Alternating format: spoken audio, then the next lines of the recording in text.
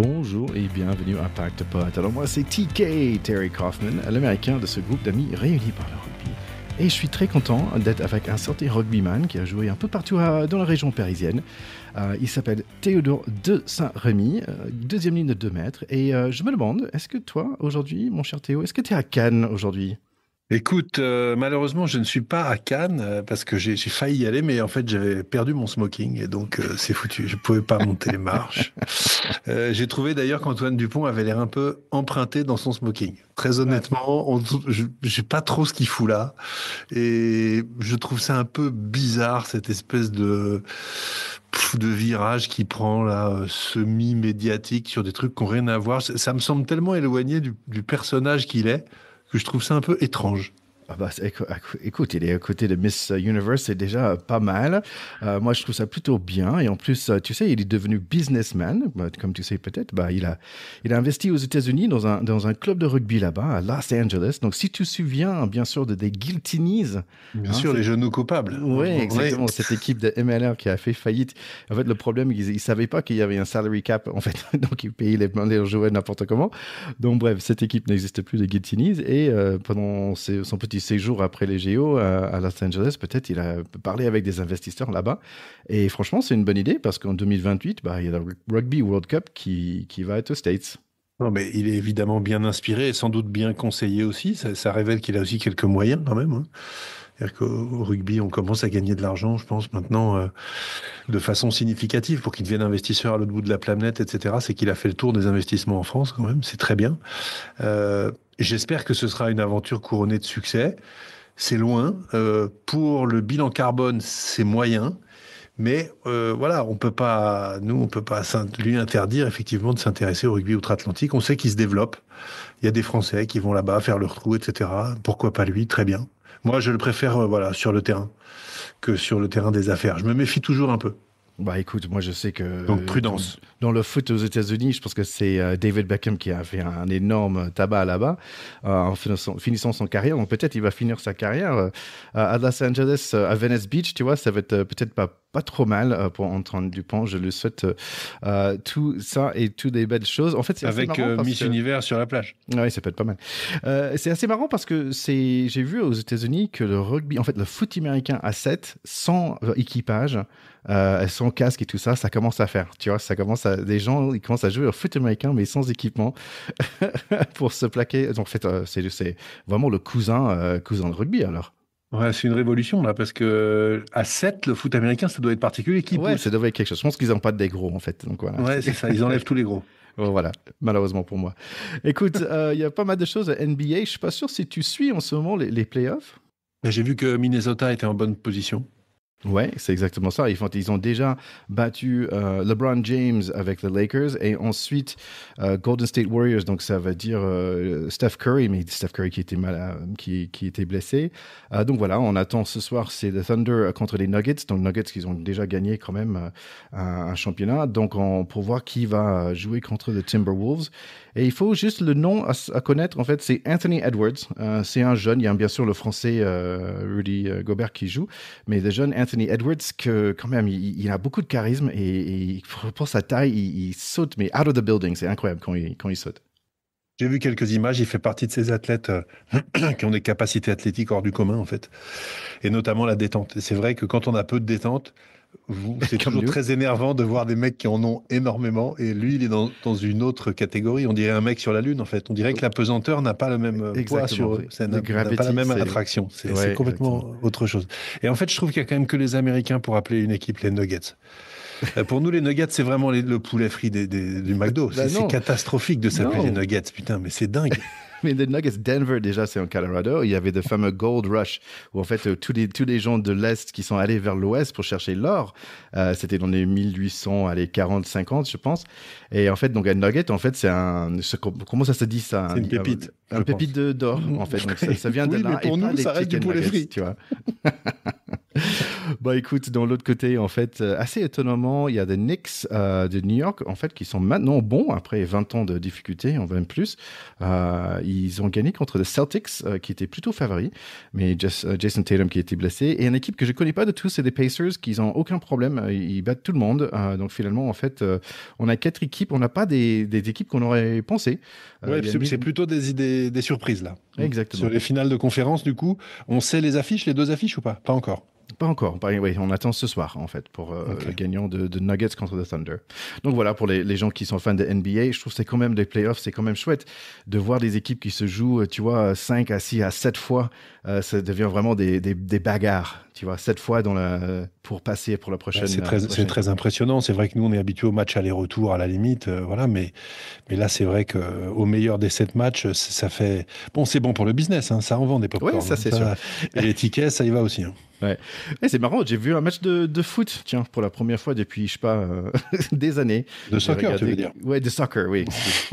Donc j'ai pris plaisir de regarder le match de PSG.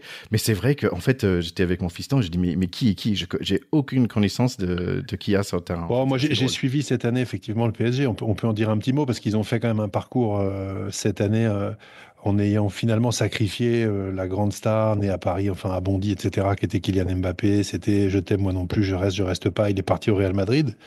On avait l'impression que c'était la fin du monde. Et en fait, cette équipe est bien meilleure sans lui. C'est très cruel pour lui parce que lui, cette année, ils se sont fait sortir avec le Real. Et si ça se trouve, le PSG va gagner la Ligue des Champions sans lui, ce qui est quand même un désaveu absolument incroyable et une queue de poisson dans son parcours personnel qui est, je trouve, assez terrible. Ils n'ont pas encore gagné parce que l'Inter Milan est une sacrée équipe. Mais ce que je trouve, moi, c'est que cette année, ils ont une force collective qu'ils n'ont jamais eue depuis l'ère du Qatar. Et ils ont la meilleure équipe, en fait, qu'ils n'ont jamais eue depuis, je pense, l'existence du club, avec une dimension collective qui est exceptionnelle. Et ils ont notamment recruté à l'hiver ce joueur géorgien qui est le seul à jouer au foot. Hein. Tous les autres jouent au rugby en Géorgie. Lui, c'est un accident.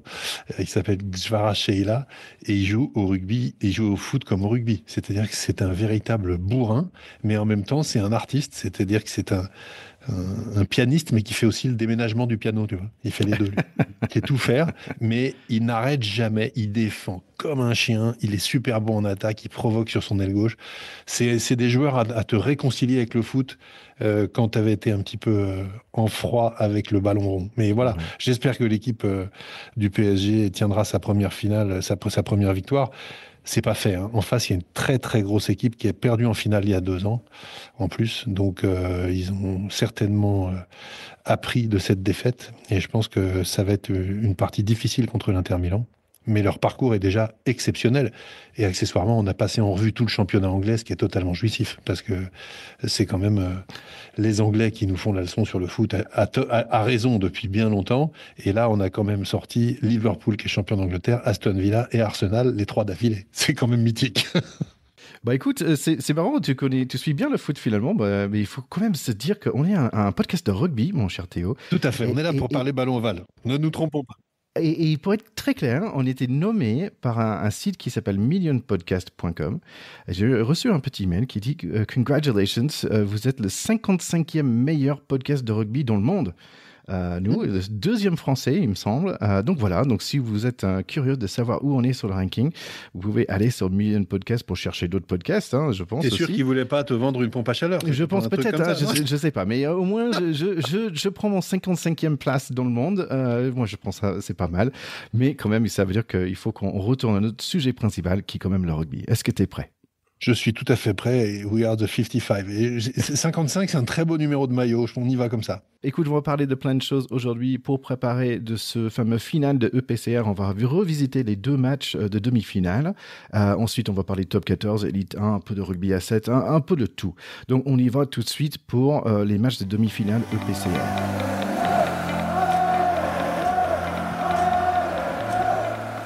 Allez, demi-finale numéro 1, c'est Northampton contre Leinster. L'année dernière, c'était Leinster qui a gagné par 3 petits points. Et cette année, avec des grosses victoires dans les matchs précédents, c'était 114-0. Ils semblaient être vraiment les favoris par de loin dans ces playoffs. En gros, cette équipe, si vous ne connaissez pas, c'est l'équipe d'Irlande plus Rabat Slimani. Northampton, c'est un peu moins connu. Le star, c'est Pollock, le troisième ligne très jeune. Ils ont des arrières quand même de qualité sur cette équipe. C'est des arrières de l'Angleterre. Freeman en aile, Dingwall en centre, le 9-10 international aussi avec Alex Mitchell et le jeune Finn Smith qu'on a vu dans la 6 Nations dernière. Northampton va démarrer le match la tête un peu en l'envers dans le premier moll et à 7 minutes contre-attaque, c'est le 15 des Saints, James Ram, c'est Jacques Bélier en français, avec un joli course et un coup de pied pour Finn Smith. Freeman va finir l'action 7-0 pour les Saints. Ringrose, il va sécher Dingwall. Finn Smith toujours en action. Leinster revient petit à petit dans le score grâce à des pénalités des Saints et un essai par Tommy O'Brien. C'est quand même pas mal irlandais comme nom. 8-7 à 18 minutes pour Leinster. Freeman et un pote va gagner 80 mètres à eux toute seule. Les Saints ajoutent 3 points. Van der Flier va reprendre. Et voilà, toujours pour Leinster à 26 minutes, c'est 15-10. On a parlé du 7 Pollock, mais le 5 Alex Coles aussi était très présent dans ce match. Il y a un carton jaune contre les Saints, mais Pollock va parler de lui avec cette jolie course à pied et un essai après un contre-attaque du Ram le 15. Très mauvais plaquage d'ailleurs du 10 Irish Prendergraft. Avant la mi-temps, encore Ram avec le joli pass. Freeman va faire son doublé. Non, il va faire son triplé. 2 transformations ratées, mais 4 essais marqués par les Saints. 27-15 pour la première mi-temps. Deuxième mi-temps, après un jeu un peu foot US devant la ligne, Colin Doors va ajouter un essai, 27-22. Il joue aussi à défense, Colin. Il arrache le ballon et il fait un joli 50-22, toute seule comme un grand. Le flow de match est plutôt en faveur des Bleus Irish pour l'instant. Slimani va entrer dans le jeu. Van der Flier va marquer son doublé par la suite. 30-27 pour les Saints toujours. À 60 minutes, c'est Ram qui va recevoir un joli passe flottant cette fois-ci. 37-27. Le 9 des Saints, Mitchell va sortir. Un plutôt bon match par lui. Et pour la fin du match, Leinster va camper dans les 22 des Saints. Encore un autre huddle à l'américaine. Et essai pour James Lowe dans le coin. 37-34, Leinster revient avec 9 minutes à jouer, avec un joueur de plus. Pénalité à 75 minutes pour les Irish. Pollock plaque et Alex Coles récupèrent le ballon. À ces deux, ils vont faire au moins 3 ou 4 plaquages chacun dans ces minutes à venir. Van der Flier échappe, mais le ballon aussi. Il y a peut-être essai, mais c'est un peu compliqué. C'était sur la ligne, sur le poteau. Encore carton jaune pour les Saints. Ils jouent à 14, mais les English vont faire la surprise. C'est 37-34. Sacré exploit par les Saints. Ouais, c'était un match de folie. Franchement, c'est un match exceptionnel. Northampton mérite complètement sa victoire. Ils ont été devant au score la plupart du temps dans ce match. Il faut dire que c'est au Leinster. Hein. Le Leinster, chez eux, c'est imprenable depuis des années. Ça a été une équipe vraiment qui a fait la leçon à l'Europe sur les 7 ou 8 dernières années en rugby. Mais on voit que c'est une équipe vieillissante comme l'équipe d'Irlande. Et les Saints, en revanche, eux, ont joué crânement leur chance avec effectivement Henry Pollock, qui est la tête de gondole de cette nouvelle génération, qui a peur de rien, qui a un culot absolument incroyable et qui a des qualités techniques, physiques et de leadership qui en font assurément un crack dans les années qui viennent. On l'a déjà dit, mais on va en entendre parler. Pour moi, c'est Richie McCaw en meilleur physiquement. Voilà, en plus rapide. Ouais. Non, mais il a vraiment de la graine de ces joueurs-là. C'est-à-dire sachant tout faire dans le jeu auprès, dans la défense, dans la capacité à être extrêmement saignant sur les rucks et sur les petits périmètres. Et en même temps, il a des grandes qualités de vitesse et de joueur de champ. Ce que n'avait quand même pas beaucoup Richie McCaw. Donc, je dis Richie McCaw parce que c'est poste pour poste et qu'ils ont un peu le même genre de gueule de blondinet. Voilà, c'est un joueur qui m'impressionne beaucoup. Et il a été Lion britannique d'ailleurs. Enfin, il a été pris dans le squad des Lions. On en dira peut-être un mot tout à l'heure. Ce que je retiens aussi quand même, c'est que c'était tout simplement mon pronostic contre Amélie, Oui, qui avait dit que le Leinster allait évidemment gagner. Je crois que c'était ses termes. On la laissera se défendre parce qu'elle n'est pas là ce soir, mais elle reviendra sans aucun doute. Donc, ils ont évidemment perdu, puisque j'avais prévu, moi, que Northampton allait s'imposer là-bas. J'avais vu venir le coup. J'en suis très fier. Bravo. Écoute, dans ce match, comme tu dis, vraiment un match mais incroyable. En fait, c'est un des matchs où je connaissais le score avant de regarder et finalement, mais quand j'ai regardé, j'ai quand même complètement kiffé le match tellement c'était excellent. Freeman, 3 essais. Ah ouais. La charnière, honnêtement, de l'équipe d'Angleterre et de Northampton, c'est du très très haut niveau. C'est quand même gros danger pour l'UBB en finale. Hein. Pour moi, honnêtement, je les vois un peu au-dessus. Je les vois plus forts, plus complets et plus forts. Mais maintenant, ça ne veut pas du tout dire qu'ils vont gagner, parce que ça reste une finale. Voilà. Et je suis évidemment pour l'UBB. Ce qui m'a un peu étonné, il y avait Ram qui était partout, le 15, il est australien, qui était vraiment partout. Et comme tu disais, Alex Scholes, le deuxième ligne, qui avait le même bandeau que Pollock. J'ai cru que c'était Pollock à un moment. Exactement. Mais en fait, il est hallucinant. Je pense que Pollock, très fort. Il prend beaucoup de crédit, tu vois, pour les plaquages d'Alex Scholes. En fait, je pense que c'est un peu ça. Tout le monde pense que c'est toujours Pollock, mais en fait, Alex Scholes, c'était un sacré match par lui, quoi. C'était vraiment impressionnant. Donc, je suis très content d'avoir vu ce match et d'avoir vu la qualité des joueurs qu'ils ont, parce que il y a quelques noms qu'on connaît quand même, mais maintenant, ça va être un sacré match avec UBB en face. Oui, l'UBB a une très grosse équipe aussi, hein, faut pas se tromper. Northampton a une bonne partie de l'équipe d'Angleterre. L'UBB, j'espère que Damien Penaud sera revenu. Mais enfin, derrière, c'est quasiment l'équipe de France, hein, l'UBB quand même. Donc c'est très très costaud. Peut-être un petit peu moins fort devant. À voir, mais c'est à eux de prouver qu'ils peuvent relever le défi. Je crains qu'ils soient un peu jeunes et qu'ils puissent être un petit peu rattrapés par l'émotion. Northampton a plus d'expérience sur ce genre de finale. Ce qui est fou à Northampton, quand même, 14 pénalités et 3 cartons jaunes. On va dire 2,5 parce que la dernière était dans la dernière minute contre Leinster et ils gagnent quand même. Tu vois, ça, c'est un exploit retentissant. Hein. C'est vraiment un très, très gros exploit. Et donc, ça pose la question, est-ce que Leinster, ils sont un tout petit peu maudits, peut-être, comme les Irish qui n'arrivent pas à passer? Ils sont en fin de cycle, surtout. Voilà, ils sont en fin de cycle, c'est évident. Ils ont un certain nombre de joueurs qui arrêtent. Ils ont des joueurs qui démarrent. Un Pendergrast, etc., c'est des joueurs qui... Il a 21 ans, le 10, là. Donc, voilà, ils sont jeunes. Ils ont une succession à prendre. Et ils ont marché sur l'eau pendant entre 5 et 10 ans. On n'est pas éternel au rugby, hein, les mecs aussi. Ouais. Non, mais à un moment, tu vois, c'est aussi normal que la roue tourne. Et des joueurs qui ont 36, 37 ans, comme O'Mahony et tout, qui sont encore là, oui, ils sont moins bons que des mecs qui en ont 10 de moins. Hein. C'est normal. Donc, moi, je suis pas surpris qu'ils aient perdu. Je le voyais venir parce que, comme cette équipe d'Irlande, pour moi, l'équipe du Leinster, tu l'as dit, c'est quasiment la même équipe. Elle est en fin de cycle. Donc nécessairement, ils vont se faire passer devant par des équipes qui sont, eux, en début de cycle et qui vont chercher tout simplement leur scalp en disant c'est nous qui avons battu le Leinster chez eux. Et c'est le risque hein, quand tu veux et quand tu domines et quand tu ultra-domines. Finalement, les seules victoires qui comptent, c'est celles des autres contre toi. Parce que les tiennes, elles deviennent habituelles. C'est un peu comme Toulouse maintenant. En ce moment-là. Au Golden State en NBA. Écoute, on va passer à la prochaine match, mais c'est pas celle de UBB Toulouse, c'est plutôt un Racing contre le Loup. Pourquoi pas? Juste très rapidement, en fait, c'est Rattez qui a marqué le premier essai.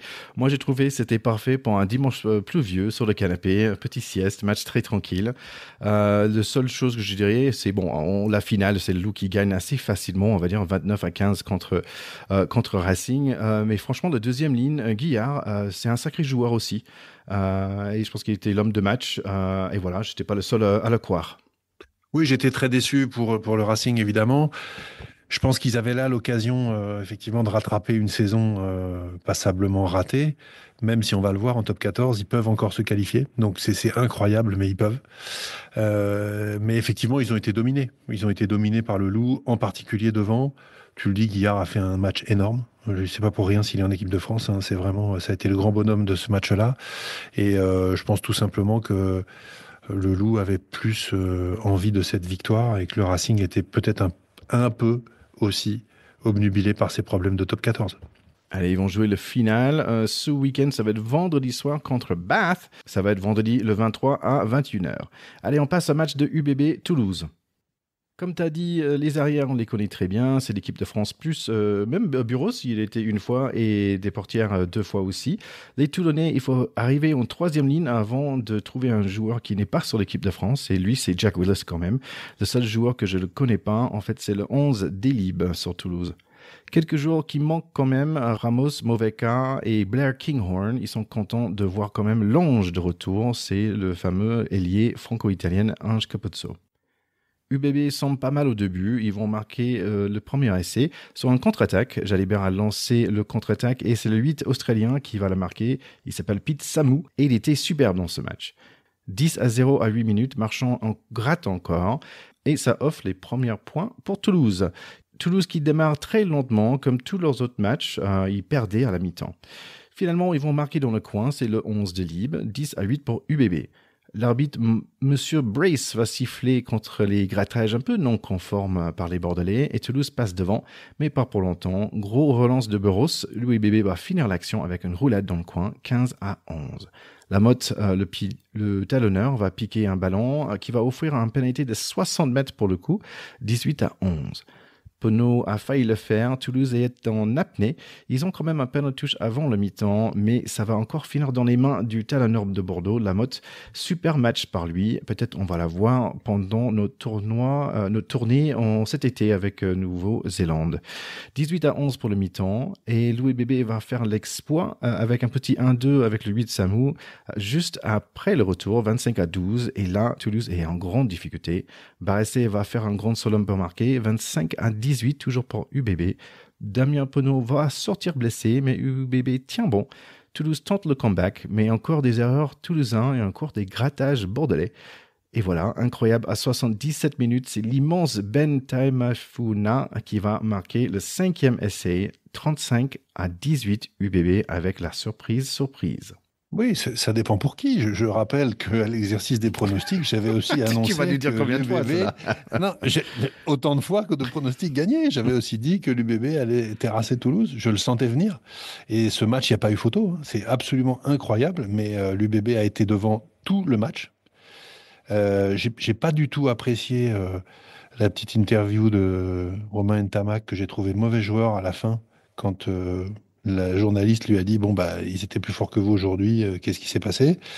Ce qui était factuel, hein. Il a dit non, ils n'étaient pas du tout plus forts que nous, c'est juste qu'on a mal géré quelques moments, etc. Donc pour moi, c'est pas sportif de répondre ça, et c'est faux surtout. Voilà, ils ont été surclassés. Ça peut arriver, hein. Je veux dire, c'est des humains, ils ont le droit d'avoir des trous d'air, et ils étaient tenants du titre. Ils sortent en demi-finale, c'est pas honteux, mais par contre, c'est factuel. Et il n'y a rien à dire sur le match. Il n'y a rien à dire. Ils ont été pris dans l'engagement. Comme tu dis, Samou a fait un match monumental. Ntamak a été relativement transparent. Alors, c'est vrai que cette équipe de Toulouse, c'est une équipe de Toulouse sans Dupont, sans Ramos, sans Kinghorn, sans Movaca. Bon, c'est quand même pas rien hein, quand tu as des joueurs comme ça qui sont pas là. Même si Toulouse a un collectif extrêmmement rodé, très complet, avec des joueurs interchangeables en pagaille, on voit qu'ils sont interchangeables. Oui, mais non quand même. La preuve, hein, c'est que quand ils sont pas là, l'équipe elle est pas du tout le même rendement. Et là, on voit bien qu'en ce moment, Toulouse, qui a perdu hier, notamment contre le Racing à la maison, avec une équipe quand même qui avait une belle facture en termes de composition. Toulouse est en dedans, mais ça ne veut pas du tout dire qu'ils ne seront pas champions de France. Voilà, parce que ça reste une écurie à champion, ça reste une équipe qui a une culture de la gagne, du renversement des situations hors du commun, un effectif extrêmement large. Et je pense qu'Hugo Mola est en train de leur préparer une fin de saison coton sur le plan de la préparation mentale pour aborder les phases finales. Donc, je pense que ça veut absolument rien dire sur l'issue de la saison, et on ne dit pas du tout que le Stade Toulousain, là, est en fin de cycle, etc. Au contraire, ils ont des joueurs en devenir qui sont magnifiques. Ils ont juste là fait quelques matchs loupés. Ils sont dans une période creuse, une période sans.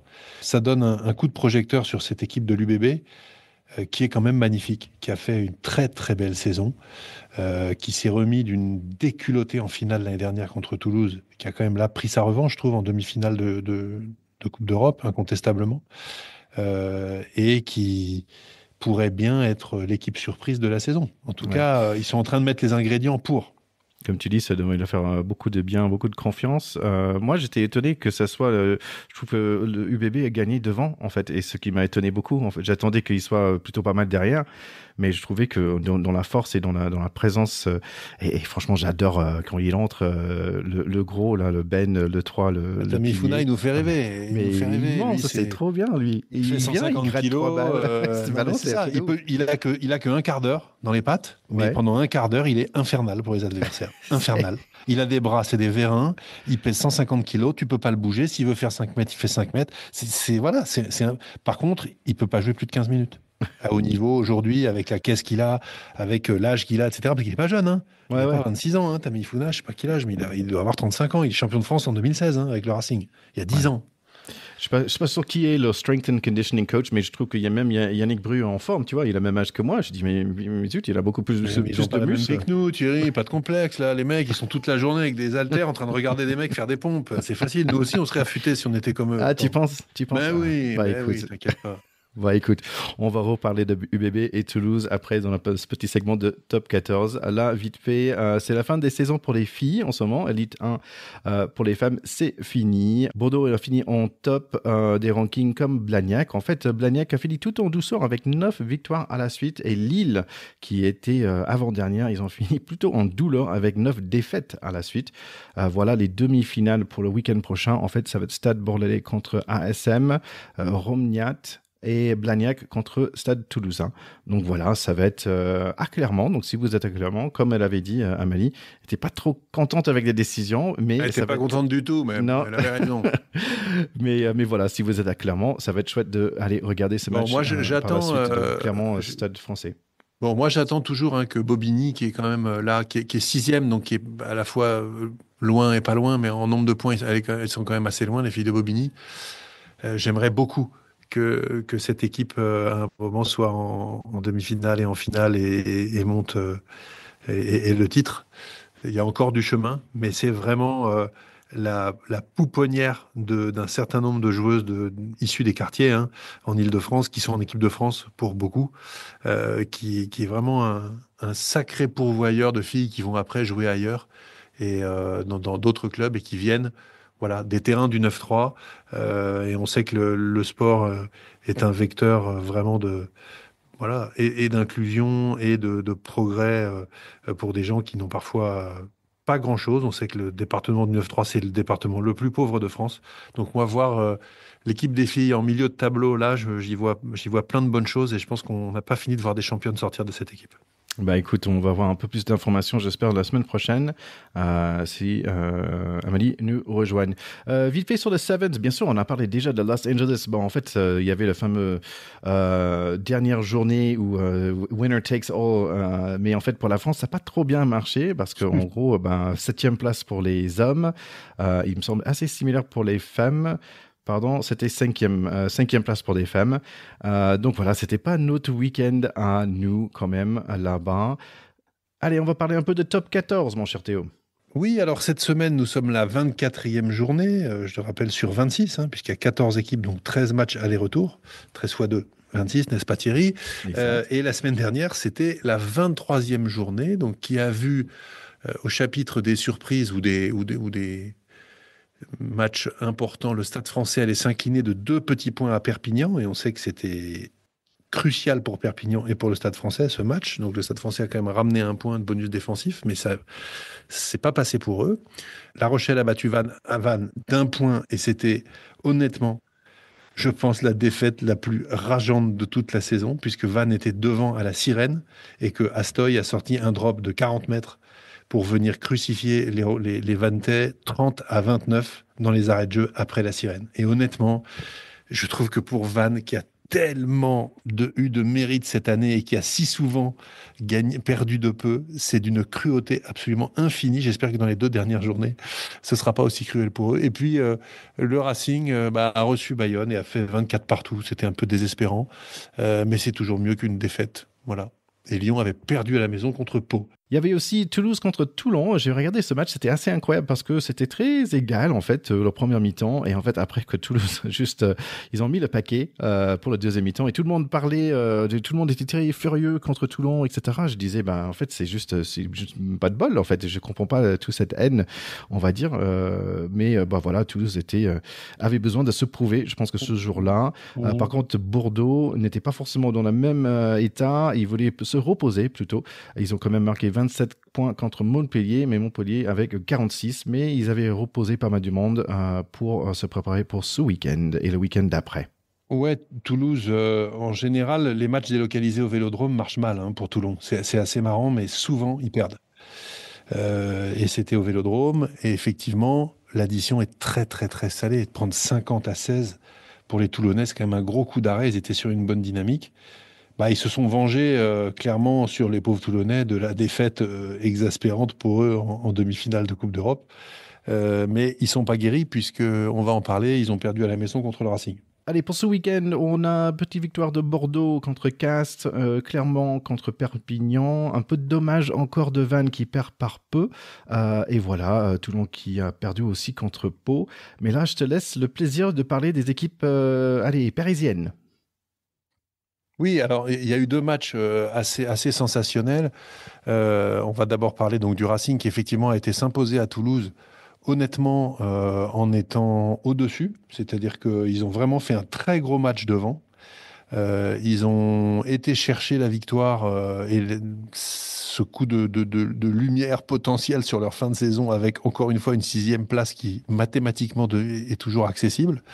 Et Toulouse, notamment devant, pour moi, a été fortement dominé avec un essai en toute fin de match qui fait que le score est tout prêt. Mais en fait, ils ont quand même mérité vraiment leur victoire, le Racing là-bas, ce qui donne des regrets parce que c'est une saison avec énormément de défaites à domicile, avec des coups à l'extérieur, mais une irrégularité chronique et des joueurs qui s'en vont, hein, puisque Nolan Le Garec sera à La Rochelle l'année prochaine. C'est ses derniers matchs avec le club et on ne remplace pas facilement un joueur de ce calibre. On voit le match qu'il a fait hier, parfait au pied, très présent dans le jeu, vraiment un match de patron, comme on les aime en numéro 9. Et puis le Stade Français, alors le Stade Français c'était vraiment le match de la peur, hein, puisque le Stade Français lutte pour ne pas descendre. On va en parler juste après. Et ils ont commencé comme dans un cauchemar total, puisqu'ils ont été menés 17-0 à la 25e ou un truc comme ça. Donc on se disait, bon, ils vont en prendre 40 ou 50 à la maison, et ils sont morts. Revenir quand on est mené 17-0 au rugby, c'est dur quand même, hein. Et ensuite, le Loup est passé à côté de sa deuxième mi-temps en particulier, a donné beaucoup trop de munitions aux Parisiens, a raté aussi un certain nombre d'occasions relativement faciles pour, on va dire, enfoncer le clou et définitivement clouer le cercueil des Parisiens. Et les Parisiens ont eu l'incroyable mérite qui revient souvent quand même à ce club, hein, qui a ce côté fantasque et imprévisible et capable du pire comme du meilleur pour revenir dans ce match, s'imposer 31-30 avec une boulette finale de Camille Chat qui prend une pénalité en faisant une espèce de course improbable pour aller gêner le joueur du Stade Français, etc. Donc le match se termine là-dessus. Les Lyonnais peuvent vraiment se les bouffer, très honnêtement. Et moi, je suis ravi pour les Parisiens. J'ai aucune envie qu'ils descendent. Moi, j'ai envie que Perpignan descende. Je l'ai déjà dit. Je sais, s'il y a des Perpignanais qui nous écoutent, je suis désolé. Je trouve ça. Mais faut bien choisir. Faut bien choisir quelqu'un. En plus, c'est Didier Planin qui vient plusieurs. Tu vois, ça fait 4 ans qu'il vient pour parler avec nous. Erreur fatale. C'est méchant. Écoute, si on parlait un peu des standings, en fait, c'est assez, comme toujours, comme chaque année, presque du 5 jusqu'au 11. En fait, il n'y a que 4 points qui séparent Castres qui est en 5 et Lyon qui sont en 11. Il y a 4 petits points et voilà, il y a 2 places. Il y a les 2 derniers matchs de ces 2 derniers week-ends. C'est toujours incroyable quand même le top 14 à ce niveau-là. On sait déjà que Toulouse, Bordeaux-Bègles, Toulon et Bayonne seront qualifiés. Ça, c'est sûr, parce qu'ils sont plus rattrapables par Montpellier, qui est 7e aujourd'hui au classement en 2 matchs. En revanche, Castres, 54, Clermont, 53, Montpellier, 52, 7e, La Rochelle, 52, Pau, 52, Racing, 51, Lyon, 50, peuvent tous mécaniquement être dans la place des 6. C'est quand même incroyable. Lyon est 11e, ils peuvent être 6e dans 2 journées. Parce que s'ils font 2 victoires avec bonus, par exemple, et que Castres ou Clermont n'en font pas autant, ou perdent une fois et n'ont pas le bonus dans l'autre, etc., ils leur passent devant. Donc, ça va être une fin de championnat absolument dingue, et c'est dingue aussi pour le maintien, parce que le Stade Français, lui, va à Clermont qui va vouloir défendre sa place de 6e, et reçoit Castres qui voudra aussi défendre sa place de 6e. Donc ça va être très très dur. Perpignan va à La Rochelle qui voudra aller dans les 6, et Perpignan reçoit Toulouse. Là, on peut imaginer peut-être que Toulouse pourrait être un petit peu en équipe B et un peu moins concerné par ce match. Et Vannes, de son côté, le dernier aujourd'hui, reçoit Pau, qui veut défendre sa place dans les 6, et va à Bordeaux la semaine d'après la finale de Coupe d'Europe.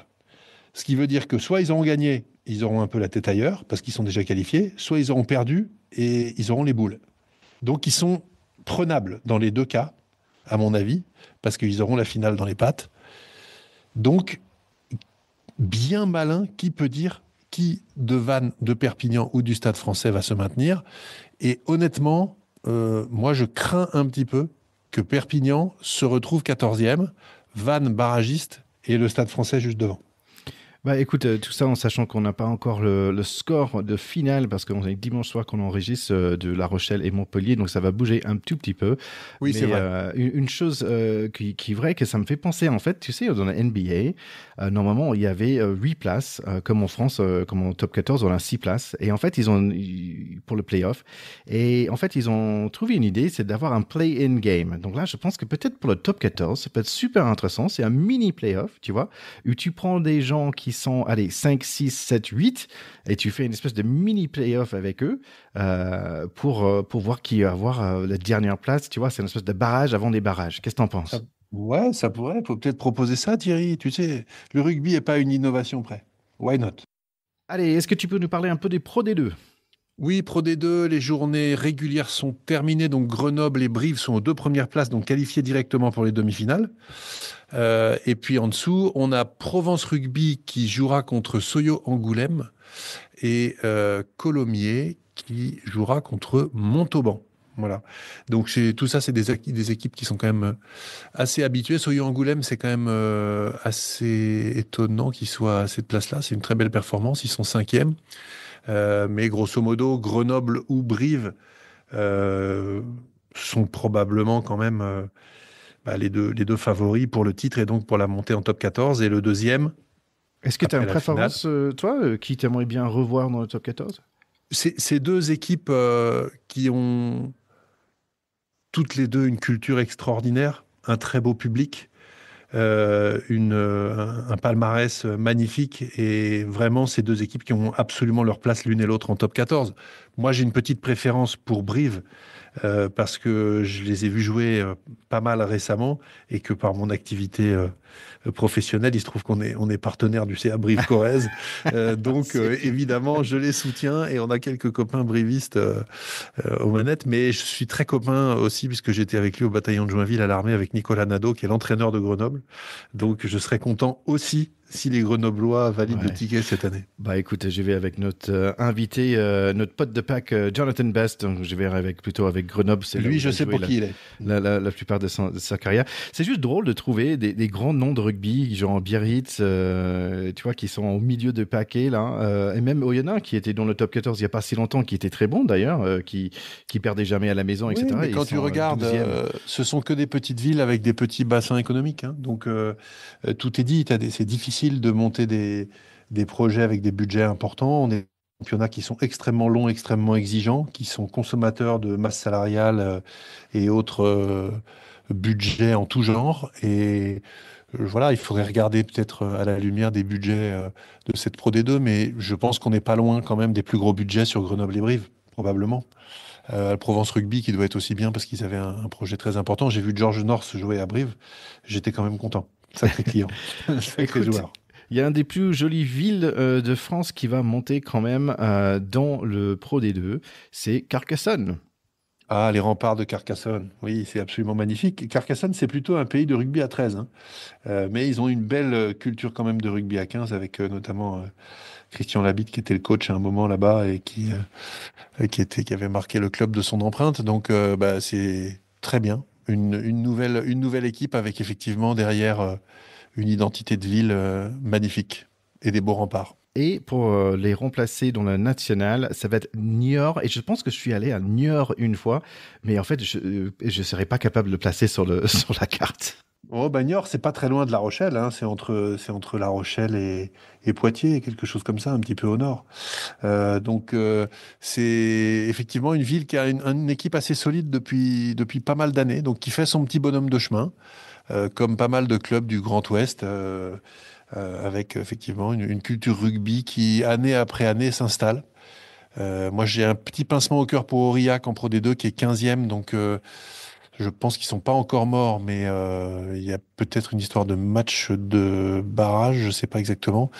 Mais pour moi, c'est un club historique que j'aimerais pas voir descendre de la Pro D2 parce que j'y ai joué là-bas souvent avec beaucoup de plaisir d'être dans cette terre cantalienne avec des bénévoles extraordinaires. Je me souviens, on avait l'après-match, ils nous servaient de la Ligo sous la grande tribune, complètement à l'ancienne, avec les bénévoles retraités qui nous servaient. Voilà, ça me fait mal au cœur de voir ce club en queue de peloton.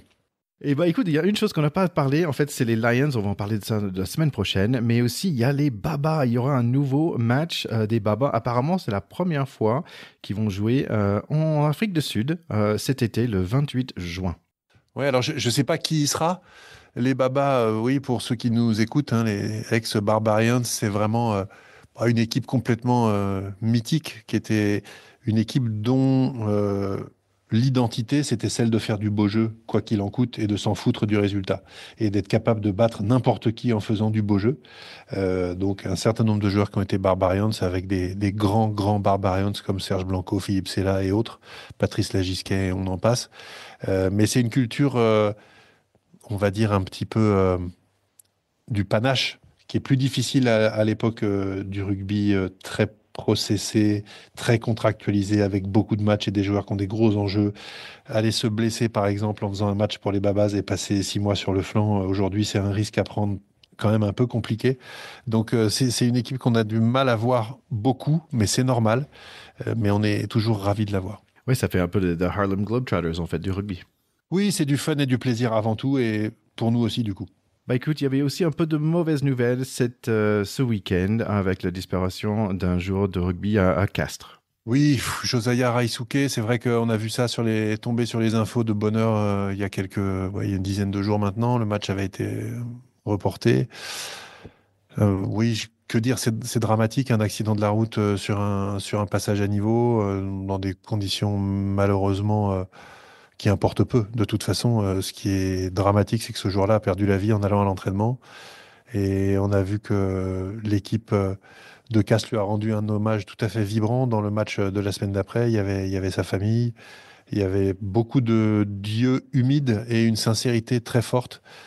C'est un joueur qui avait marqué, je crois, tous ceux qui l'ont connu, comme souvent ces joueurs fidjiens qui ont des qualités hors du commun, mais qui sont aussi des personnes avec des grands cœurs et pour qui la notion de famille est très universelle, hein. C'est des gens qui viennent du bout du monde avec leur talent pour éclairer nos terrains de rugby en mettant leur corps vraiment à rude épreuve. Et d'une certaine manière, on a toujours l'impression que la famille rugby à laquelle on appartient perd l'un des siens quand il y a un drame comme ça. Mais ouais, que de tristesse et que c'est dur pour ses coéquipiers, surtout pour sa famille.